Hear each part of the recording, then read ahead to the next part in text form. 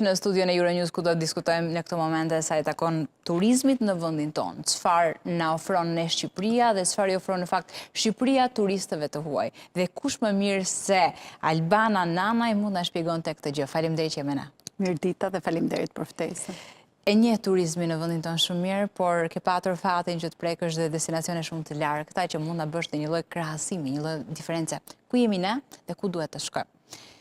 Kemi ne një turizëm të mirëfillt në vendin tonë në këtë vit, kur bën ti një analizë të brendshme dhe krahasuar me vende të fqinja. Sa larg standardit të tyre jemi?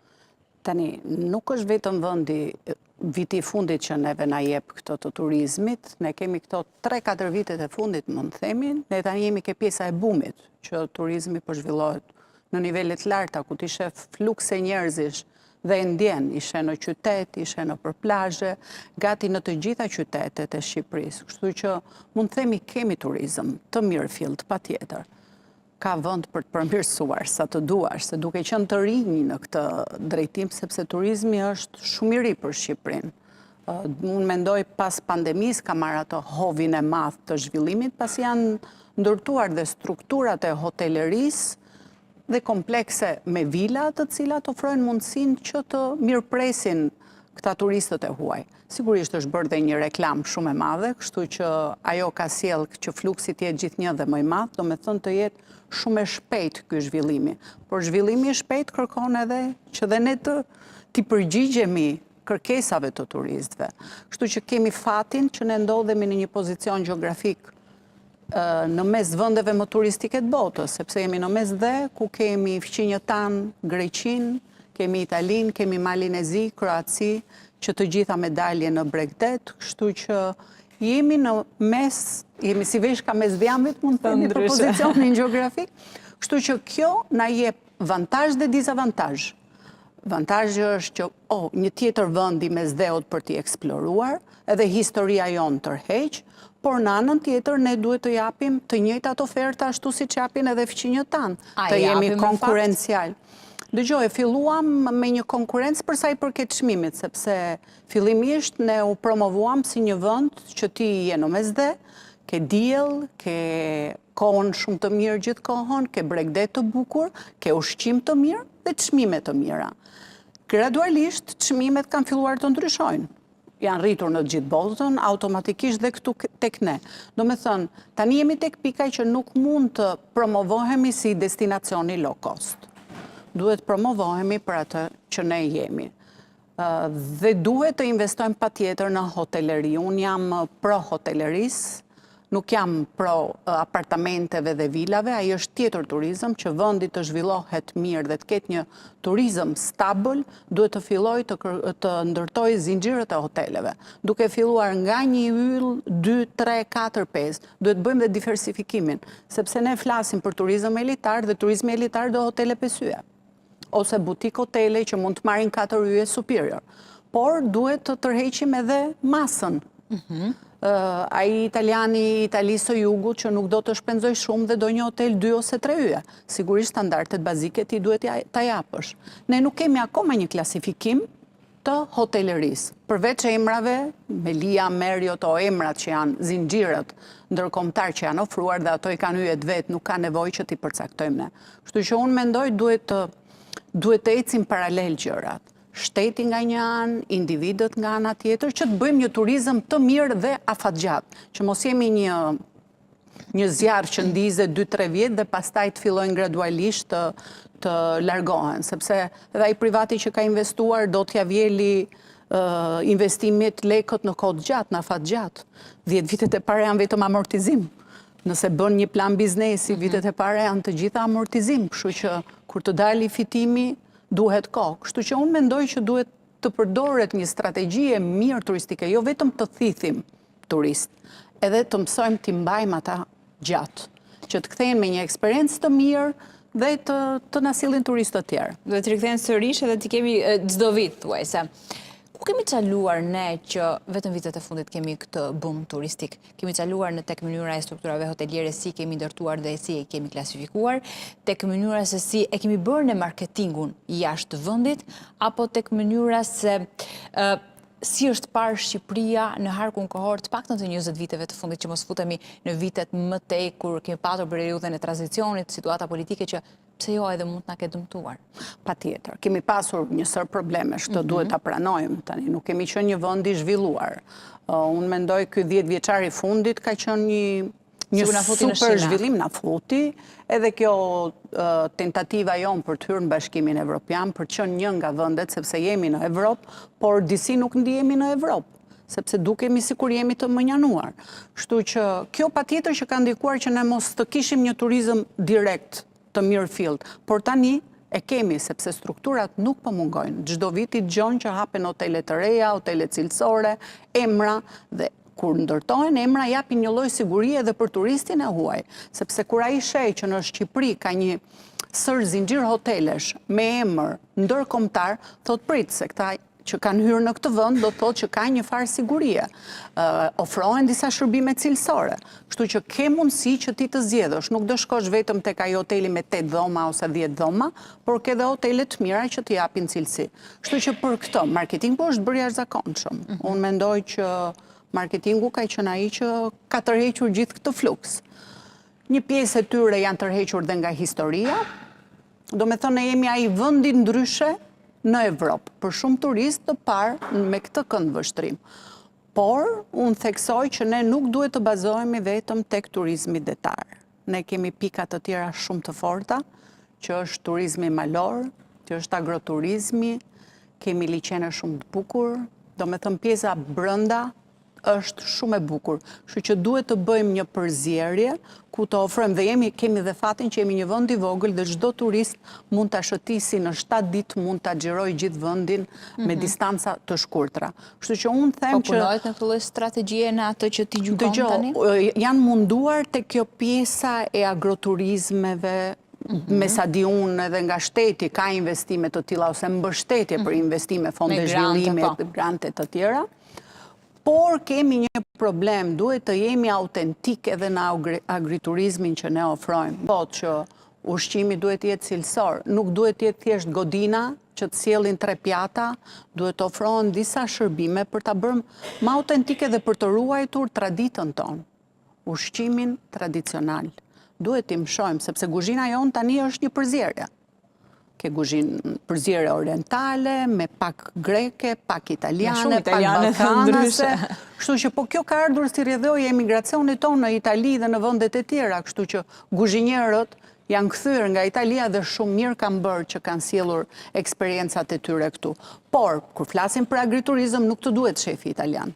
Në agroturizëm duhen zgjedhur të gjithë elementet që prodhon toka jonë. Dhe kështu ti ndihmon edhe bujqësinë, ndihmon edhe blegtorin. Kështu që duhet jetë një zinxhir i lidhur i gjithë i bashkë. Edhe turizmi malor është shumë interesant, sepse malet tona janë të mrekullueshme dhe fakti që ne kemi kohën e mirë nuk është se janë të mbuluar me borë pjesën më të madhe të vitit, kështu që kur fillon tani gjelbërimi janë të jashtëzakonshëm.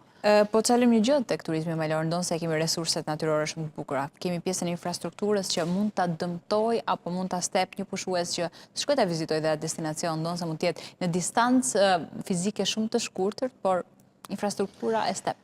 Duhet, sepse çfarë ka ndodhur? Tani zhvillimi i turizmit detar ka bërë tani aeroporti i ri, gjitha investim, aeroporti i Vlorës, autostrada, tuneli, kjo dhe ajo tjetra, dhe kështu që janë fokusuar më shumë te kjo pjesa. Ndërkohë që duhet investuar dhe te kjo, sepse në male nuk është se do bësh një autostradë, do bësh një rrugë të vogël, mjaft që t'jetë e shtruar. Janë bërë deri diku dhe aty, por kanë kaluar pastaj në masivitet, sepse ka ndodhur kjo gjëja që Thethi për shembull, në momentin që u bë rruga, mbushej plot me makina, po pse duhet të egzageruar? Duhet ketë një lloj kontrolli për disa destinacione ose lumi i Shalës për shembull, që është evazuar them nga numri i madh turistëve dhe vendasve. Jo, aty duhet ketë një numër të kufizuar. Ai sa e lejon vendi, sepse ti është një vend natyror, nuk mund të fusësh 400 veta me një herë në atë vend. Duhet ketë biletat numëruara. Kaq lejohen dhe agjencitë që do nisin turistët aty ose njerëzit që duan ta vizitojnë, thot kaq u mbush numri. Në ditë janë 120 bileta, kalo ke dita tjetër. Po me rezervime. Me rezervime. Kështu që disa vende për mos t'i prishur duhet t'i ruajmë. Sepse po e bëm këtë, kjo vi nga eksperiencat botës në vëndet të ndryshme. Në këtë krahasim që më bëre, me kë vënd e krahasove Lumin e Shalës edhe për mënyrën se si mund të procedohet me te nga autoritetet tona që me numër të kufizuar biletash, me një kontroll në këtë lloj forme, ke shkuar në një destinacion të tillë ku patjetër kanë qenë bukurit të tjera natyrore. Lumin e Shalës e mora si shembull, sepse kemi filluar se ne bëjmë këto krahasimet. Mua nuk më pëlqen fare krahasimet, çdo vend është autentik, Tajlanda, Maldive, do me thënë Shqipërisë janë vend sa emra që mua nuk më pëlqejnë. Personalisht, s'kemi pse të flasim për Maldiven në detin Mesdhe. Do me thënë nuk bën sens. Deti jonë është Ksamili, Maldivet e Evropës. Nuk janë Maldivet e Evropës. Ka ishu Italia, Spanja të mrekullueshëm që me të vërtet janë me plazhe me rërë të bardhë, natyrale, dhe nuk promovohen si Maldivet. Kështu që Lumi i Shalës është një shembull. Ka vende të tjera në botë që janë numër të kufizuar. Unë sigurisht kam vizituar mrekullitë e botës, se ato nuk ka, ti bileta do t'i prenotosh përpara. Halong Bay në Vietnam, që Vietnami një vend komunist, por vetëm disa tragete lejoheshin, disa krujze, disa kroqera lejoheshin që të qarkullonin, e kishin me numër të kufizuar në ditë. Kështu që kjo bën që të kesh dhe një turizëm të kontrolluar për destinacione që mund të prishen. Se një destinacion i vogël që kufizohet në pak metra dhe ti e mbush me fluks njerëzit, as nuk naqesh ti si turist dhe nuk ja shef bukurinë e vërtet, dhe sigurisht do prodhosh plera, gjëra, sepse është edhe larg syrit të kontrollit që mund të ketë njerëz në dispozicion që ta mbajnë mirë. Albana, nëse do t'ishe një shtetase huaj, por që do të kishe ardhur për herë të parë në vendin tonë, do ishe rikthyer sërish? E vështirë. E vështirë sepse, do me thënë, varet për çfarë do vija. Nëse do vija vetëm për plazh, nuk do vija. Mesdheu ka vende pa fund, kështu që nuk është se do vija. Për ushqim? Për do vija për patjetër, për ushqim, po ushqimin mos flasim tani se ne vërtet, po ka vende gastronomike, ne jemi përballë Italisë, Francën, Afër, Spanjën, që ushqim ka. Jo, nuk ka lidhje inferioriteti. Në momentin që e shijoje një herë, sepse mu më ndodh me shumë vende të tjera të botës, se i kam vizituar një herë dhe nuk më ka ardhur më dëshira për t'i parë, që ndoshta për dikë mund të jenë Costa Rica për shembull, është një ëndër e shumë njerëzve. Unë shkova, nuk kam kuriozitet shkoj dhe një herë tjetër. Do me thënë, e realizova atë që unë doja nga ai vend. Dhe nuk mendoj që duhet jetë kjo. Dhe ne nuk duhet i mshojmë kësaj, që duhet na kthehen turistët. Ne jemi një vend i vogël. Nuk kemi aq shumë hotele për të mbushur kaq shumë fluks njerëzish dhe të rikthehen. Le t'i marrim nga një herë. Pastaj të shohim dhe të bëjmë. Aman t'i marrim nga një herë, le të vim, bota është e madhe, kështu që për kapacitetin e vendit që kemi, unë mendoj le t'na vinë nga një herë. Pastaj mirë se të vinë për vitë. A kemi në një hallk që mund të shkonte shumë mirë, mund të funksiononte shumë mirë, por që të çalon dhe na e ka dëmtuar të gjithë sistemin e hotelerisë, e agroturizmeve, apo e çdo gjë që ne i servirim pushuesit, po them shqiptar apo të huaj. Po një hallk në ç'është sens? Në sensin ekonomik, pse jo tek pjesa e çmimit, tek pjesa e deklarimeve, që mund të jetë një hallk që për mua si pushues është e parëndësishme, por që dëmton të gjithë zinxhirin. Tani pjesa e çmimeve, ne kemi edhe çmime të tërbuara, dhe duhet ta themi. Do me thonë, ky kontrolli i çmimeve nuk është se vjen. Unë nuk di sa kontrollohen listat e çmimeve të hoteleve, menut e restoranteve nga shteti, sepse rregullatori kryesor për këtë gjëra është shteti. Kështu që ai duhet jetë i pari që të merret me këto. Jo unë si individ që shkova te ky restorant i harxova 200.000 lekë dhe shkova ke ky tjetri harxova 50.000 lekë. Ne e ndjejmë dhe çdo kush, edhe unë jam një turiste në vendin tim, çdo kush nga ne fillon dhe i diskuton ose e hedh në Facebook o në rrjetet sociale që thotë merr kjo fatura e kripur. Duhet ketë një kontroll për çmimet, patjetër, që të justifikojnë edhe shërbimin. Nuk mundet, do me thënë, e bën shefi kuzhinës atë listën e çmimeve, do ofroj cilësi. Aman të ketë cilësi, nëse ti më ofron një çmim, nuk e di, një pjatë makarona 20.000 lekë, do të thotë që ti ke marrë karkalecin e egër, ke marrë këtë, ke dhënë një lloj shërbimi, jo ti të shkosh të përdorësh një gjë marketi ose agriturizmet, për shembull, që mund të marrin atë specin me ajk në supermarket dhe të mashesi mua si bio. Nuk mund ta bëj atë. Kështu që mendoj këtu duhet ketë instruktor terreni, mendoj unë, sepse shteti këto duhet të vërë në terren që të bëjnë këto lloj kontrolle, të ketë një kontroll. Edhe me deklarimet e hoteleve, sepse nuk janë vetëm hotelet e mëdha, janë dhe hotelet e vogla. A thua të gjithë i deklarojnë të gjitha hyrjet dhe daljet. Kemi dyshime të gjithë. Këtu duhet të jetë një çik shteti pak më i egër në kontrollin e kësaj gjës që të bëhet një edukatë, se nuk kemi një edukatë turistike. Ne tani po fillojmë që të nxjerrim edhe student që studiojnë për turizëm, që të japin, pjesa e që të jenë të shkolluar, se duhet shkolluar. Po çalon shumë. Kishte një bum para ca vitesh, por me sa duket ra për shkak se ose janë pagat që nuk e stimulojnë për shkak se janë 4 muaj. Pagat janë rritur. Duke rritur dhe çmimet janë rritur dhe vonë. Po pjesën tjetër të vitit? Ajo duhet, sepse ai që ikën dhe punon 4 muaj në jug o në veri kudo qoftë, okej, do marri një pagë më të lartë, po pjesën tjetër të vitit çfarë do bëj, do shkoj të prishin kafene dhe restorante, ato lekët që mori, kështu që duhet ketë një vazhdimsi. Këto janë gjërat e lidhura dhe të brendshme tona. Edhe me strategjinë mënyrë se si punohet se takon arsimit profesional, që në fakt... Unë mendoj duhet të investojmë shumë tek arsimi për këtë gjëra. Në momentin që ne duam të bëjmë një turizëm të mirë dhe cilësor, dhe njerëzit e shërbimin duhet ta kemi cilësor. Jo thjesht që unë shkoj të punoj kamarierë se thjesht kam nevojë të bëj kamarierën. Një minimum para se të hym punë, 1 muaj ose 2 muaj të kem një trajnim nga dikush profesionist që të më tregoj se si duhet sillem. Jo thjesht klientët të vuajnë gabimet e mia derisa të mësoj unë. Se na ikin klientët pastaj.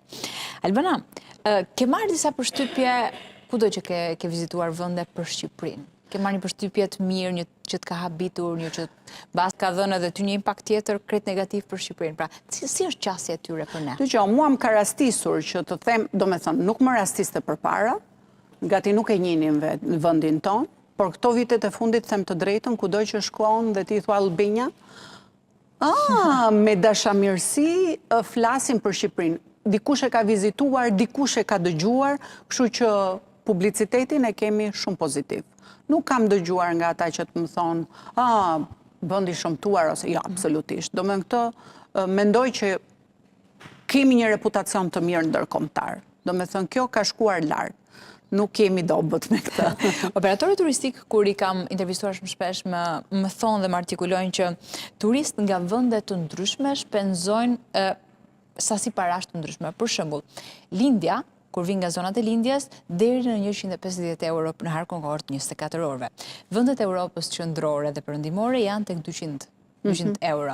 Përfshirë akomodim dhe qëndrim. Akomodim, ushqim, base dhe lëvizje dhe transport. Ndërkohë shtetasit amerikanë e kalojnë 200-300 dhe më lartë. Po pse çfarë bëjnë shtetasit amerikanë? Mbase vinë me idenë që nuk do të kthehen më në Shqipëri dhe shpenzojnë shumë. Nëse unë mendoj një amerikan nuk mendoj se niset vetëm për të vizituar Shqipërinë, mendoj që vjen bën një tur në Evropë dhe ja bashkangjit. Patjetër, dhe ja bashkangjit Shqipërisë, patjetër për ato ditësari, sepse duhet me këto matje duhet me i bërë në efektin e gjatësisë së qëndrimit që ato rinë vendin tonë. Se nëse dikush vjen dhe rri 2 ditë, patjetër do kërkoj ato restorantin e mirë ku hahet mirë, hotelin me qëndrim të mirë, sepse në përqytetit tani Tirana hoteleria fillon nga 80 euro dhe sipër.